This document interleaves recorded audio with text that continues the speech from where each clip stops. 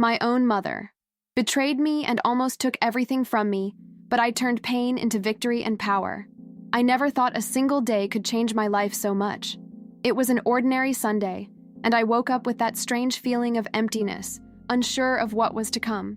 At that moment, my life seemed normal. I had my job that consumed me and my relationship with Raphael, which, though recent, gave me comfort. I grew up surrounded by the love of my father, Fernando, and my mother, Beatrice, who always projected an image of security, even with her hints of coldness. But there was something, that morning, I couldn't quite put my finger on. I felt a strange weight in my chest, as if the air had thickened, and a silent anxiety began to settle in. Still, I tried to ignore it, thinking it was just fatigue or accumulated stress, until the phone rang. On the other end, a cousin's trembling voice brought the news I could never have imagined. My father had suffered a heart attack. The world suddenly lost its color. My feet felt like lead, each step to the hospital a struggle against despair. And when I finally arrived, the confirmation that Fernando was gone hit me like a punch to the chest, leaving me breathless, grounded, completely unprepared to deal with the absence of the man who had always been my safe haven. Every detail of the scene is still etched in my memory, from the silence in the room to the doctor's face trying to soften the news. The pain was physical, almost unbearable, and a chill ran down my spine. In the following days, between tears and disconnected hugs, I tried to regroup, to understand what was happening around me. It was then that my mother, with a coldness I had never seen in her, revealed something that would shake not only my heart, but the entire structure of my life. I was adopted. The revelation came not with comfort or a sensitive explanation, but as a calculated blow, almost a victory that she seemed to silently savor. Beatrice told me that the fund Fernando had set aside for my future wedding, intended for me, should go to Helena, her biological daughter, whom I didn't even know well. I felt my world crumble again, but this time in a different way. It wasn't just the loss of my father, it was the realization that my own mother, the one who should have been my pillar of support, had marginalized me from my own story. The betrayal of blood revealed a coldness I could never have anticipated. For days, I felt a strange sense of vigilance and constant alertness.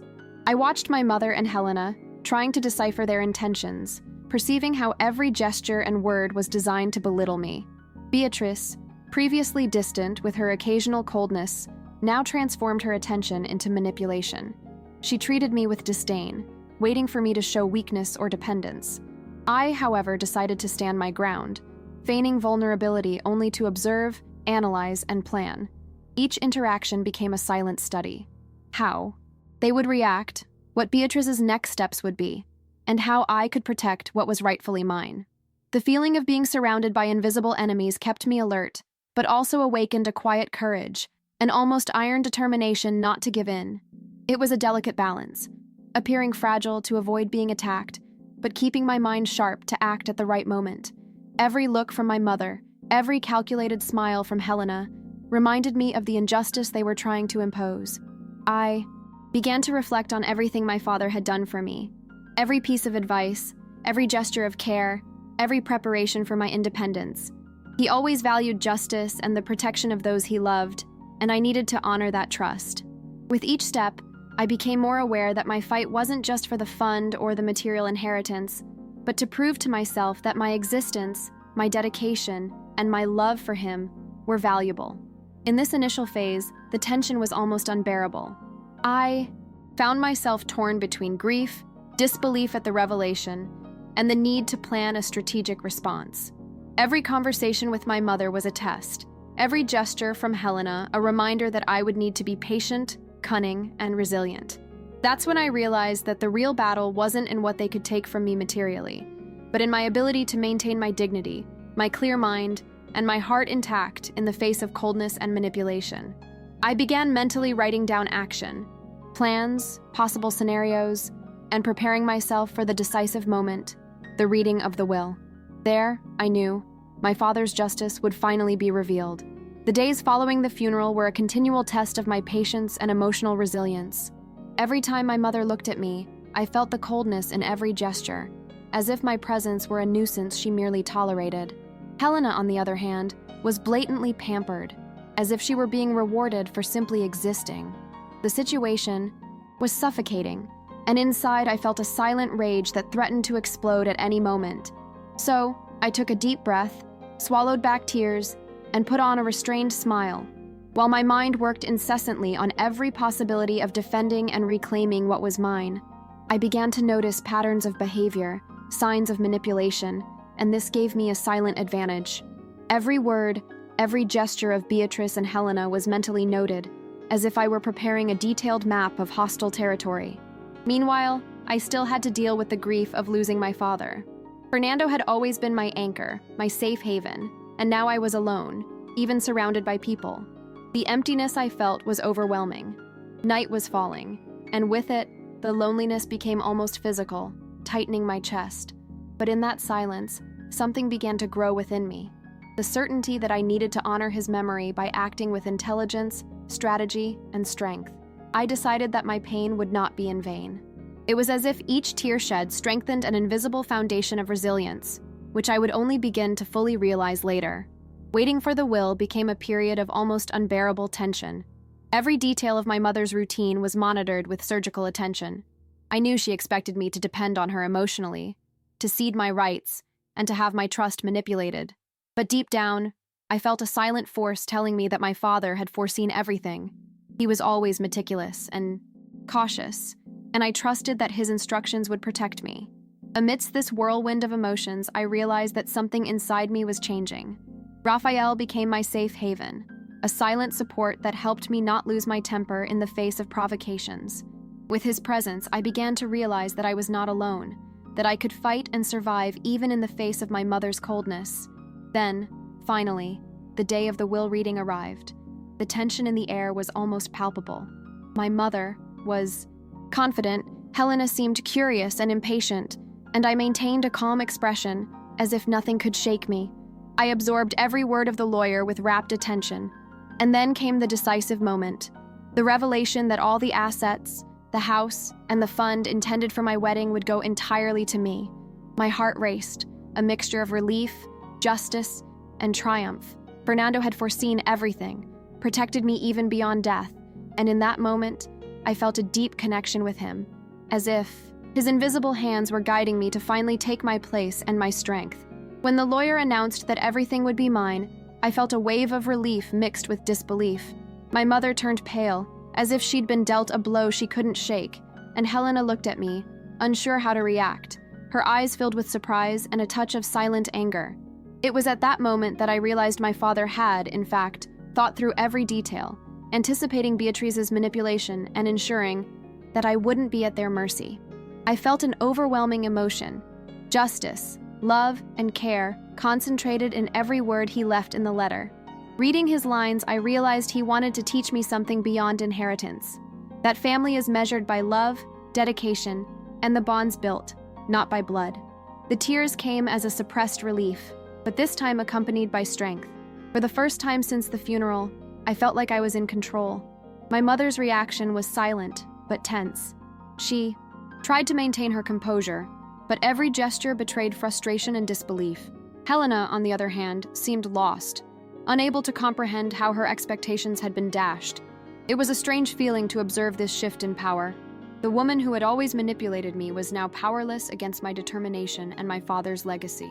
I realized that true triumph lay not only in the possession of the assets, but in the confirmation that Fernando's trust and love were my greatest strength.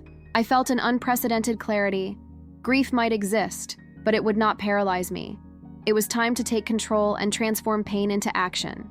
In the following days, I began to organize my life with a quiet but firm determination. I separated what was mine, took care of every detail of the house, and decided to rent it out, ensuring a solid source of income. Raphael was by my side every step of the way, offering emotional and strategic support. Each decision strengthened me. Each act of autonomy solidified my confidence. I realized that overcoming this phase would not only be emotional, but also practical. I needed to build my financial and emotional independence, and each small step forward was a silent victory over the trauma and manipulation I had experienced. Over time, I realized that my transformation wasn't just external. Internally, something changed. The pain of betrayal blended with pride and self-confidence. I learned to trust myself, to plan for my future, and to act without fear. Each challenge I faced taught me the importance of maintaining clarity in the face of manipulative people, of not allowing grief to turn into weakness, and of seeking practical solutions to each obstacle. The pain still existed, but it no longer defined me. It became fuel for my strength, reminding me that I can overcome even the most difficult situations when I stay true to my own truth. Finally, I realized that true victory lay in the balance between action and emotion, between resilience and self-love. It wasn't just about financial justice, but about a profound transformation in how I viewed life, my family, and my own ability to cope with adversity. Every tear I shed, every sleepless night, and every moment of doubt now had a purpose. To teach me that true strength comes when we learn to unite heart and reason, and when we can transform pain into growth. This sense of control and clarity was liberating, allowing me to envision a future where my autonomy and happiness depended on no one but myself. As the days progressed, I realized that the freedom I had gained wasn't limited to the will or the ownership of assets. It was something much greater, an emotional liberation that allowed me to look at my mother and sister without fear, resentment, or need for approval. Beatrice still tried, in small gestures, to manipulate me emotionally, but I no longer gave in. Each time she tried to belittle me, my silent strength grew, reinforced by the memories of my father's love and Raphael's support.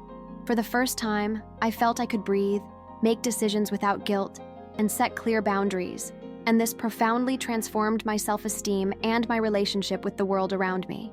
Raphael became an essential presence in this process, not only as emotional support, but also as someone who constantly reminded me that my life had value and purpose beyond what Beatrice tried to make me believe.